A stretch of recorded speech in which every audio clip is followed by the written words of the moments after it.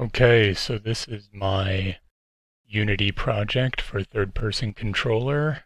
I should have angled the camera in a way to see the tall building I have on display, but here is a little demo of what I did. Let's maximize this window. Perfect. There's my account, if you can see that.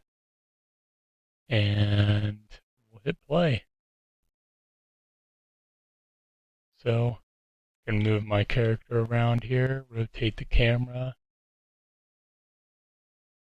run in here, hold shift to do the walk, and jump around, jump up onto the sidewalk here. Got a little gas station, pretty cool. Little stores here, street lights, tall trash bin, and soda machine. And if I go to the edge here, I could turn around and see the tall building I have.